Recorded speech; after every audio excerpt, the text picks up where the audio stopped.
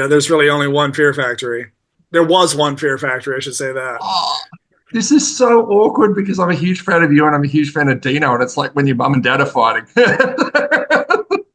I'm proud of everything I did in Fear Factory. We did some really great music. We did a couple boners here and there, but they all can't be winners. But Hey, what? Hey, I'm hey, proud of all the work. back the up. Hey, that's a song.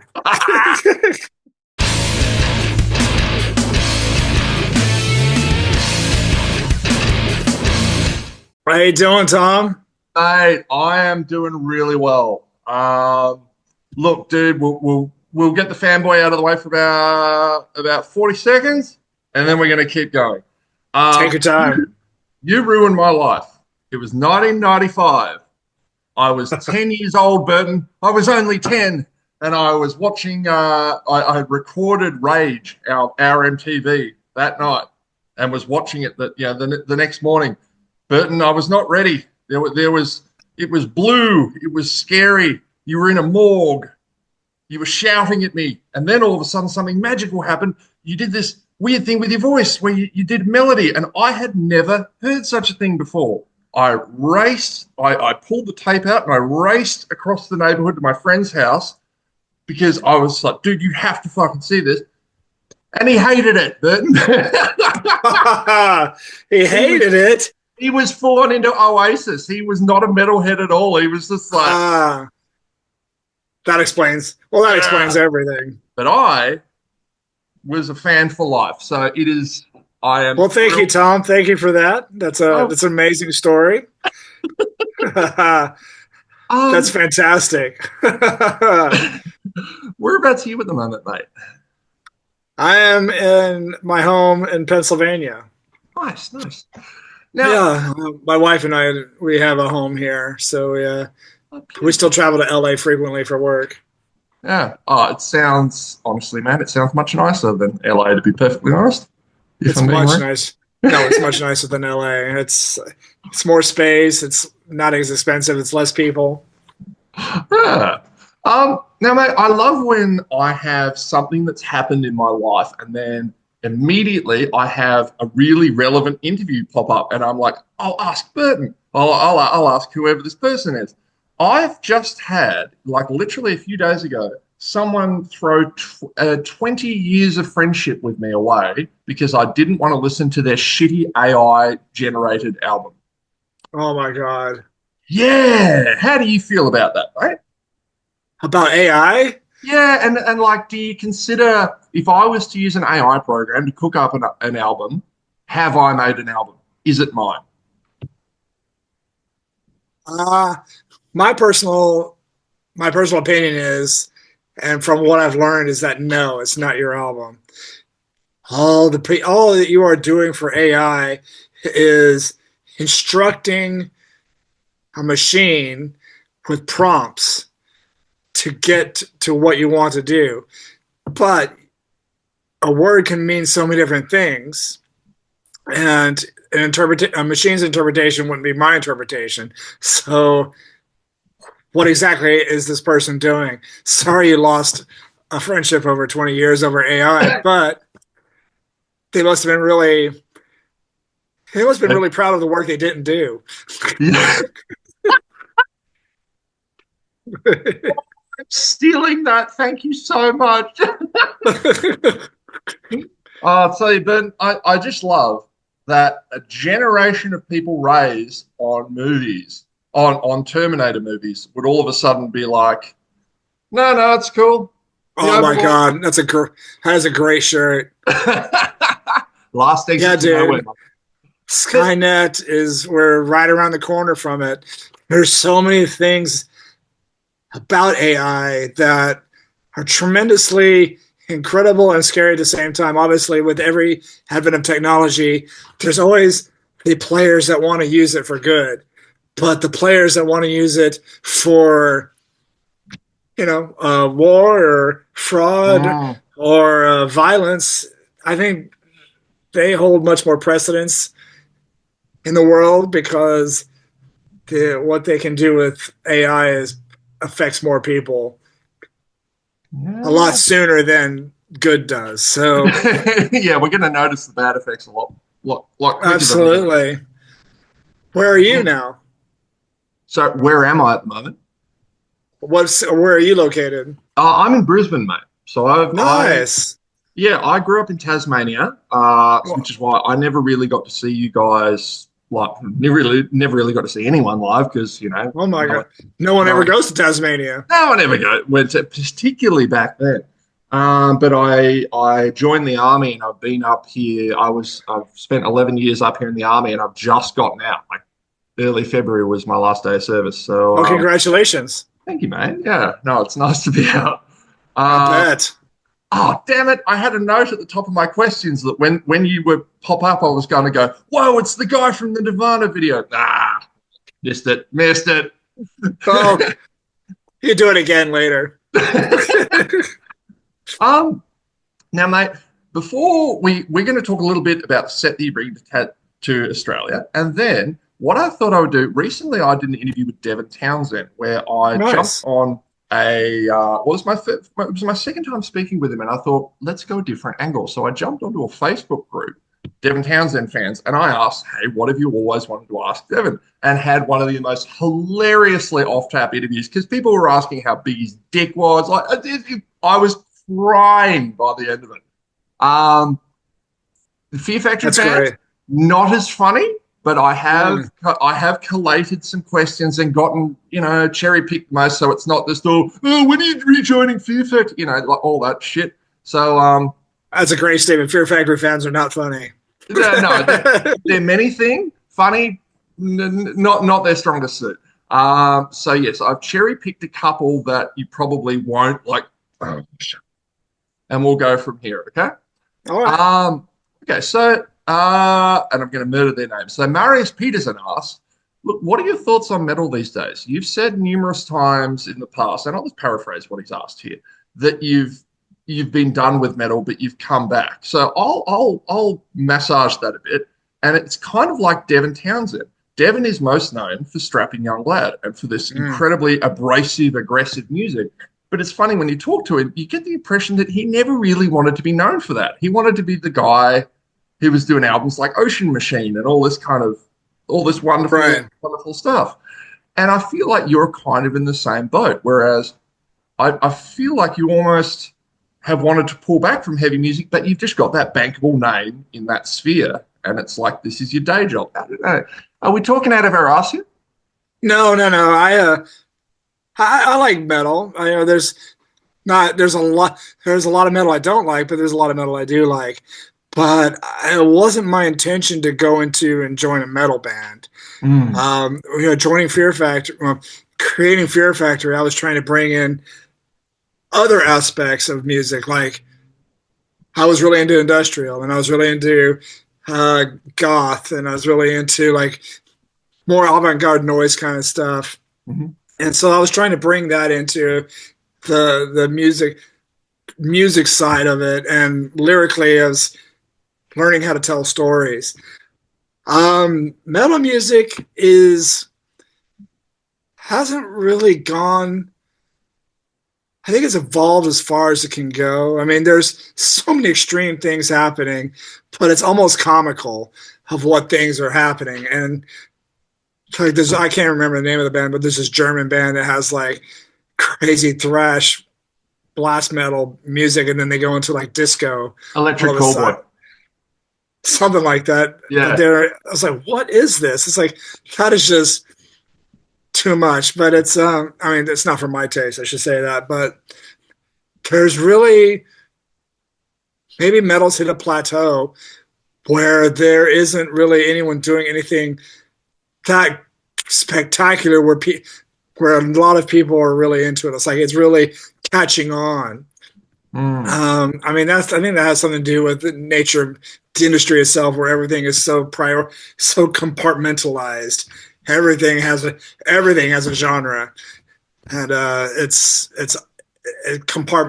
like compartmentalized. You put it into categories, and it's just I think it's just too much. It's like how far in metal can you go? It's like, oh, math metal, okay.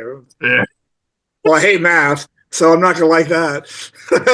I remember Meshuggah hating that term too. I think it was Martin was um, like, "What? Do you like math or do you like metal?" exactly. But for me personally, I've wanted to explore different styles of music, different music that was calling to me within my soul, my mind, and so I was experimenting with a lot of that. And I've always liked heavy music, but now I've come after a couple of years, well, 4 years of really like reflecting and introspection of like, well, I still love heavy music, and that's what I really want to do.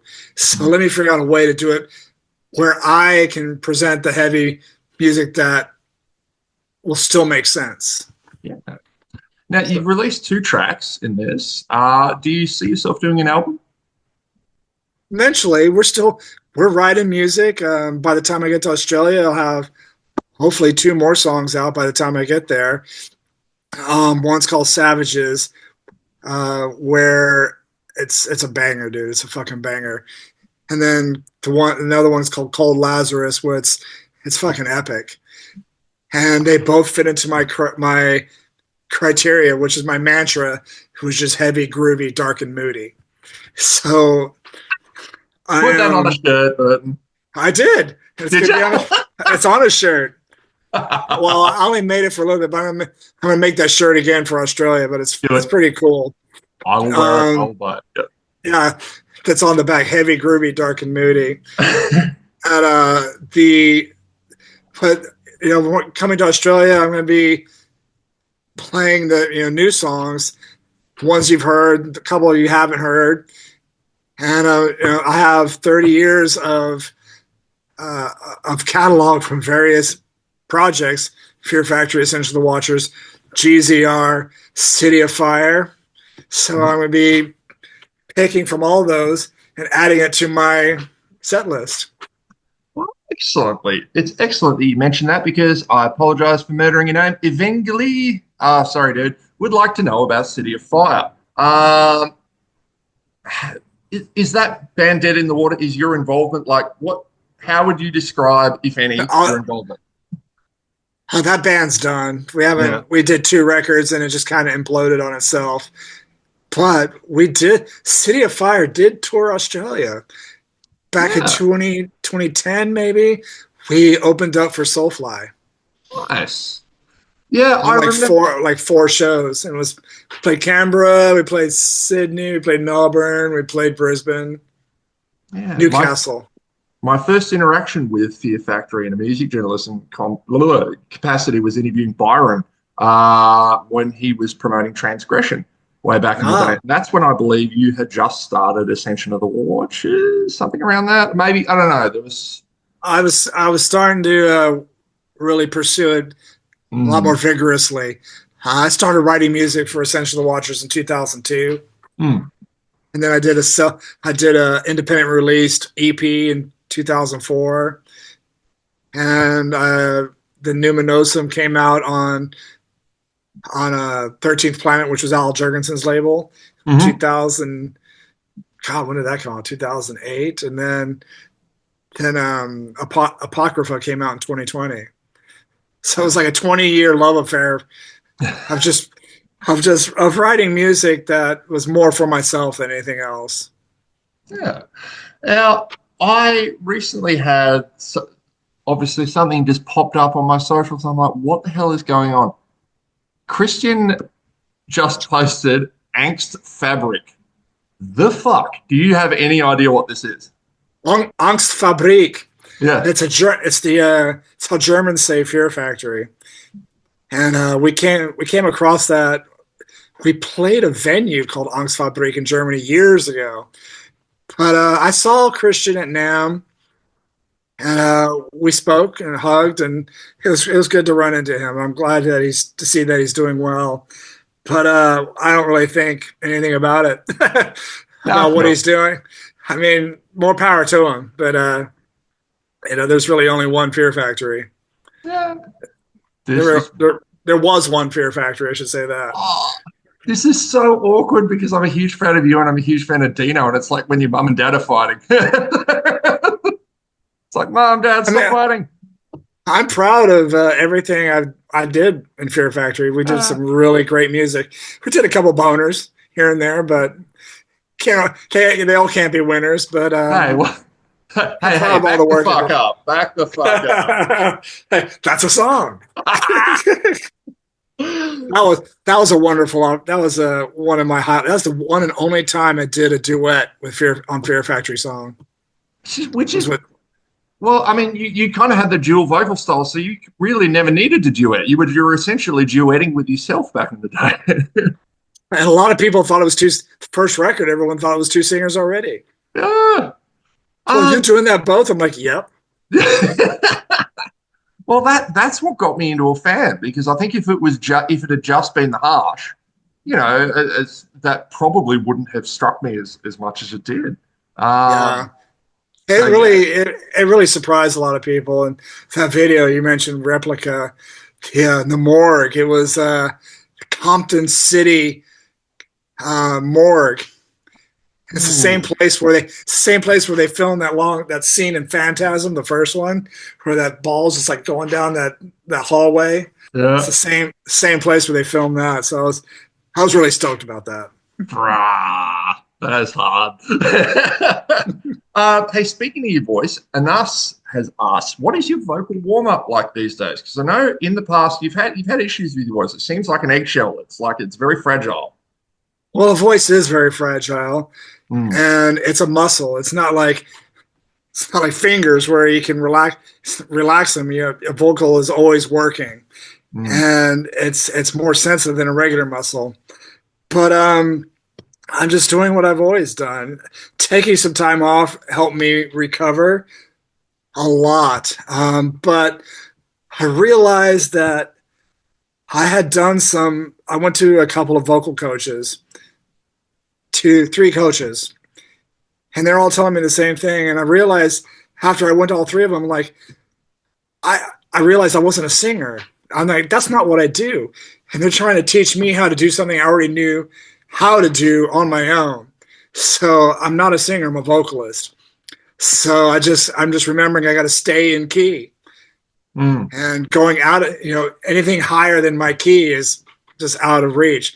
Of course, live ain't perfect. That's what rock and roll is. It's live. If you're going to play rock and roll, you got to play it live, not to tracks. And that's my intention. I'm not going to be playing to vocal tracks or anything like that. It's live is supposed to be live. It's not supposed to be perfect. You want it to sound exactly like the record, go home and put it on CD. So zero backing tracks on this, or vocal tracks on these No live vocal shows. tracks. There'll probably be like one like sound effect track, and that's about it. Nice.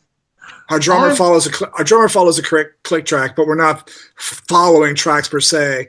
We're just following the click track, and we got a couple, just like one track like for more of like ambience. But for me, I didn't want a keyboard player. I wanted two guitar players, and my guitar players trade off with rhythm and lead, and what they're doing is taking over what a keyboard was doing or what a keyboard might do, but a guitar interpretation.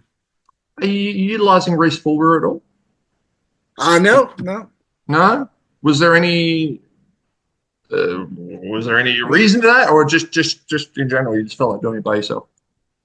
Well, I'm moving forward, Yeah. and I want something fresh. I want to do something different, and to do something new and fresh, I cannot go backwards.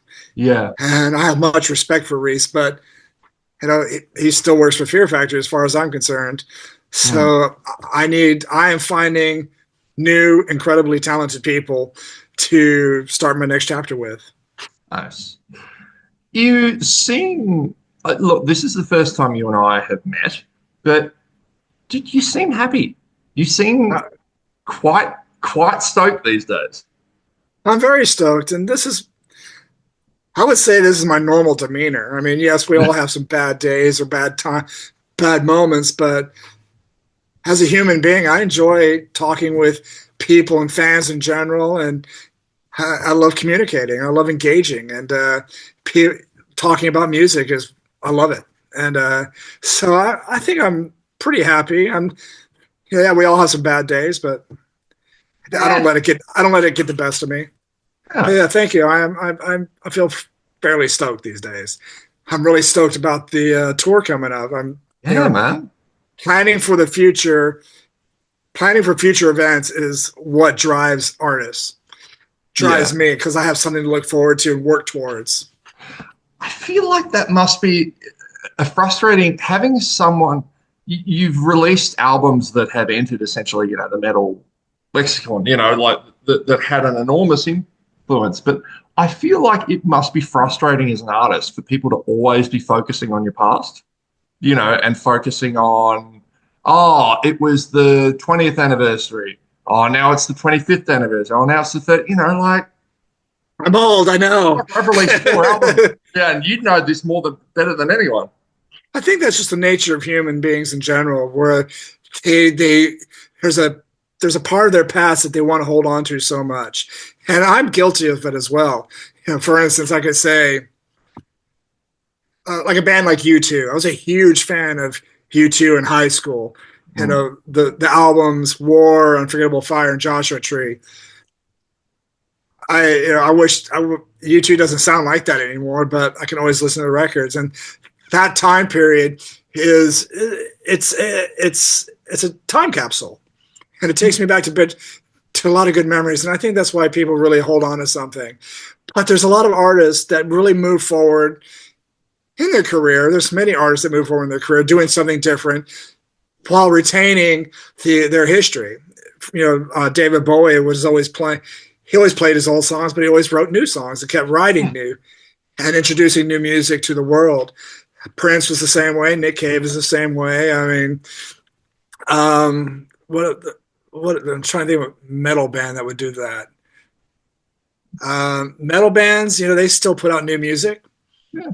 I mean, you could be argued. It could be argued. You would look at Metallica. I mean, let's be honest. Their last big album that everyone really seemed to like or hate was the Black Album. And obviously all the albums that preceded it. Ever since, as far as all those fans are concerned, fuck Metallica. Oh, they haven't released an album since 1991. Everyone's got an opinion, so Yeah. it's. But they're still fans, and they'll still go to a concert just to hear a couple tracks from their favorite record. Be it Master of Puppets. My favorite record is Ride the Lightning. I think that's a fantastic record. Yeah. The Black Album's a great record. I mean, it's a evolution of their sound. They went more, get with Bob Rock. They went more rock and roll, but they did it right, and they created an album that's timeless. Speaking of albums, and we'll close with this. Many people, obviously, when they look at the Fear Factory discography, obviously, as you know, it's all to manufacture. That's what people would consider be that band's best album. Those people are actually wrong. The correct answer is actually the follow-up, 1998's Obsolete. Yes. Great. That's a great record. It is a great record. You've done a whole bunch of them, but that was, dude, timelessness, resurrection. Like this was. I would agree with you on that one. Demanufacture was a great record, and I enjoyed writing that record, but it wasn't really like it was still part of our growth process. We were still learning how to write music. Obsolete was first record we sat down and we had a clear vision of what we wanted to achieve as a single entity, all four of us and Reese, so 5, working together to create this album that just was amazing. It's the only record we have a gold record on too. So yeah, a lot of people would agree with that. Yeah, there you go. Mate, we'll wrap it up so you can have a little bit of a longer break between your interviews. This has been awesome, dude. Like I said, you were one of the people that got me into metal, and it was primarily because of you. Well, thank you, Tom. Yeah, man. Look, obviously, it's a weird position where I've interviewed me and Dino. We get along very well, and obviously now I've got you. And it sucks that you guys don't. That relationship has run its course, but I'm so glad that you guys you made some great art. I'm glad that you are remaining to make great art and you're That's inspired. So, very. I'm going to yeah, continue. I'm an artist at heart. I'm going to continue writing and producing music that is dear to that means a lot to me. But I think a lot of people will like too. You know, heavy people like heavy, groovy, dark, and moody. And when you, I would urge everyone to come to Brisbane and please support independent artists. I'm still an independent artist. we'll do, And mate. support independent artists. I'm going to be playing songs heavy, groovy, dark, and moody that with that vibe from tracks spanning my entire career, Love it. I old and new. cannot wait, dude. All right. I can't wait to meet you, Tom. I'm Easy. looking forward to our paths crossing very soon. I'm 6'7", so I will stand right out. All I right, won't bro. miss. I won't miss you then. Have a good one, brother. Thank you, Tom. Bye. Bye.